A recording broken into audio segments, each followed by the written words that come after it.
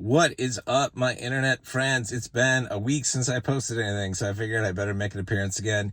This video is mostly not about investing. I will talk a little bit about it briefly, and basically I'm not looking at my portfolio. I don't care what happens to the prices because it doesn't matter. We're going to go up soon. We're 1 week closer to launch than we were last week, last time I checked in with you guys.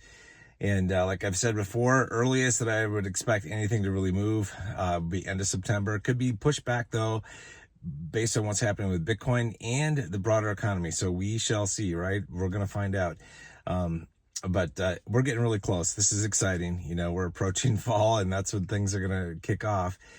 So pretty cool. Okay, so that's it for investing. So if you don't care about anything else, you can tune out from here on out. I want to say a couple things. I want to talk about the Olympics a little bit, and then just talk about some of the things I've been up to just in the past week or so. First, the Olympics. You've obviously probably seen, you know, the Australian, you know, chick who like tried to be a breakdancing supermodel or superstar or whatever. She's basically a DEI hire at a university, I think, in Australia. She's a professor, which is hilarious. Her thesis for her PhD all had to do with basically getting equality back into breakdancing in Sydney, Australia, something like that. But she did a bang up job. She really embarrassed the hell out of Australia and the whole world by the quote unquote performances she put on, you know, at the Olympics. And I got to tell you, I'm not a break dancer, but I could probably throw down and probably, you know, give her a run for her money. So could you probably. So could probably most everybody. I don't know if depends on your age, right? But a lot of you have probably seen at least footage of breakdancers from like the 80s, you know, like in LA and around the world. There are still some people that are breakdancing around the world actually now, but even back then from the 80s, man, the moves they had, just like, they were amazing in comparison to what this Ray Gun, quote unquote, chick, as Ray Gun is the name she goes by, of what she did. What she did was embarrassing and hilarious. This is an example of it, like woke bullshit. And DEI, the diversity, equity, and inclusion initiatives that are employed by woke companies, should be renamed DIE. Because if you employ DEI methods to hire people, people are going to DIE. They're going to die. You know, if you hire surgeons and you hire airline pilots based on the color of their skin or their sex, you're going to have problems. By the way, hiring based on that is exactly what we've all been told we shouldn't do, because that's sexist and racist. But apparently, if you just put the DEI title on there, it's all good. So yeah, figure that out. So hopefully enough of these companies with DEI policies will fail and they'll learn their lesson. That's the only way they're going to learn, I think, because they're pretty stupid. But anyway, so enough about that. What have I been doing? If you care, you probably don't care, but I'm sitting here in the Jeep, so I'm like, I'm a guy, I'll just fill you in what I've been doing. So I've been going on a kind of an eBay, you know, trip for the past like 2 weeks. So I have not had like a stereo component system probably since my early 20s. Ever since that point, it was like I was ripping CDs to MP3s, listening to things on MP3 players, then eventually an iPod, now my phone, right? For music. And I decided, I'm like, well, you know, and I had some small mini systems and whatever that had a CD player, like had a dock for like an iPod, but nothing like a big component system like I had that I saved money for when I was a teen, right?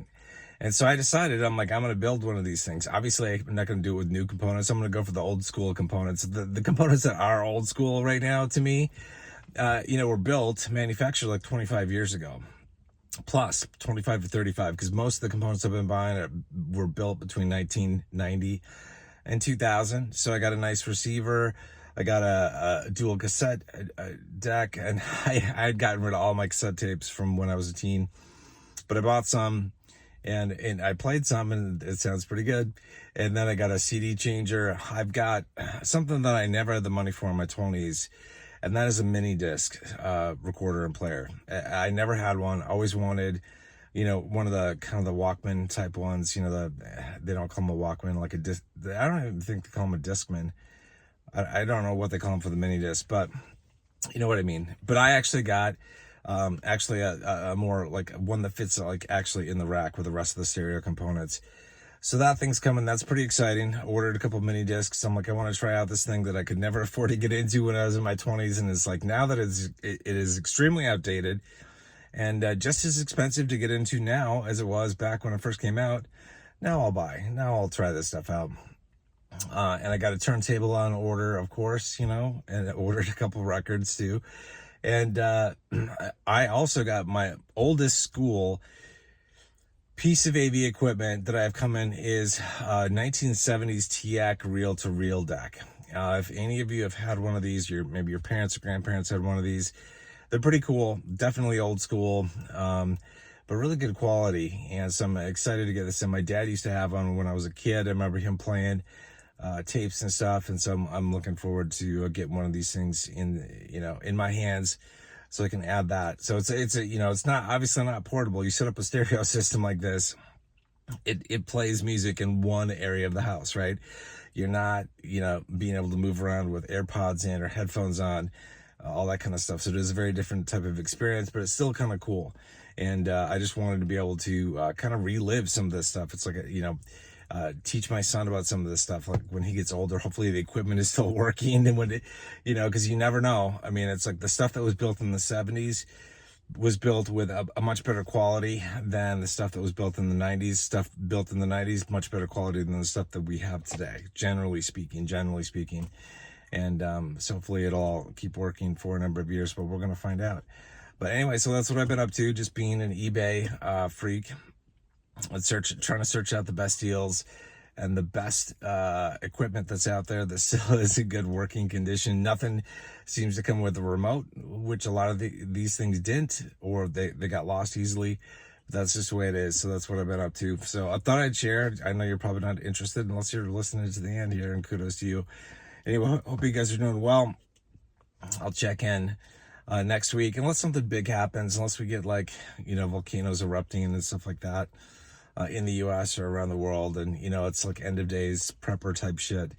Then I'll probably make a YouTube video, but we'll see. We got enough stuff to worry about in the world. We don't want that stuff coming our way, but in case it does, I'll try to put a YouTube video out if the internet's up and my phone's still working.